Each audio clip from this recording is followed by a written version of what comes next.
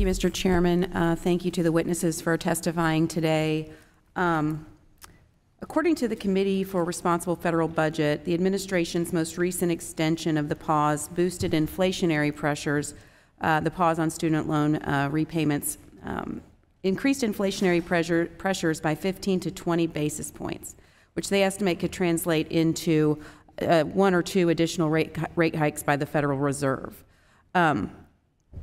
One of the things that the Biden administration has recently said is, quote, "We're extending the payment because it would be deeply unfair to ask borrowers to pay a debt they wouldn't have to pay were it not for baseless lawsuits." Republicans and economists have criticized this plan to write off debt at the expense of taxpayers in the Biden plan. So my question for Mr. Cordray is it fair to ask taxpayers who never chose college to pay for the Ivy League degrees of others? So the debt relief that the administration put forward, as the Undersecretary has noted, is aimed at lower and middle income borrowers. 90% of the relief would go to those who make less than $75,000 a year. Mr. Cordray,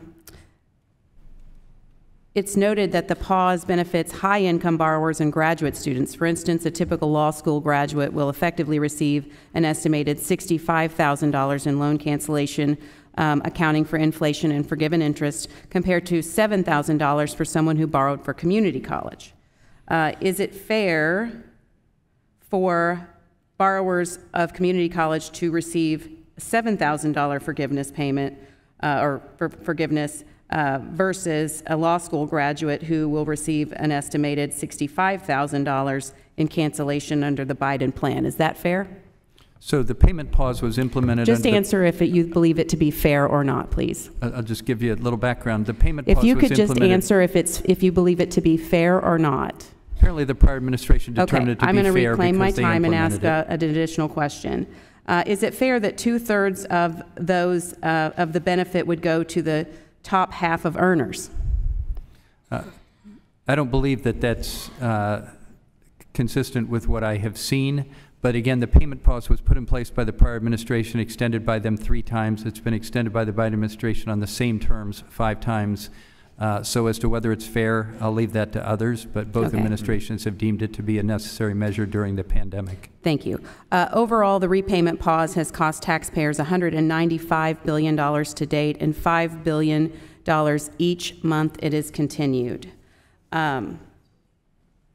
The continual extension of the student loan payments,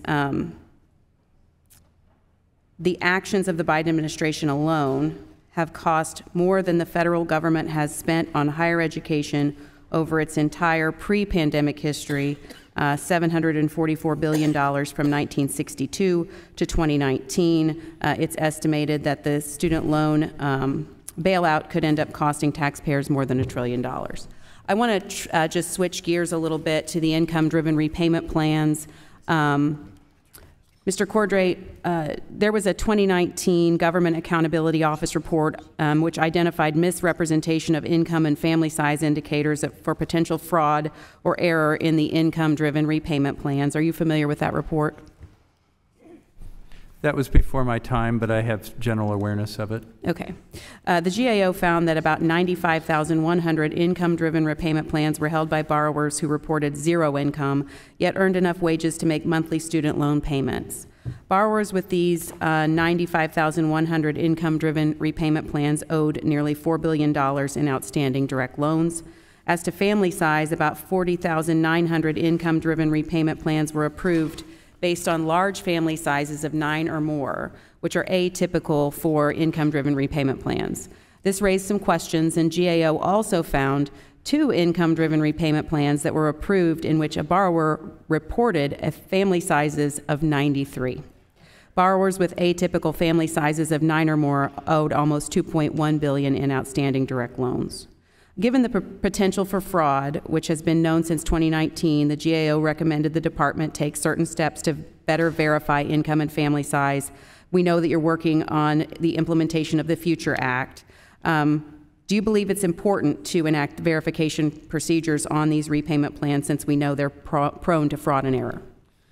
Again, you're referring to a report from 2019, well before this administration, but I will say that we do think verification is important, and where practical, we are going to implement it. During the pandemic, it was difficult at times to do that, but coming out of the pandemic where we can implement verification and sampling, we definitely will do that because we think it protects students and families and taxpayers, as I think is your concern.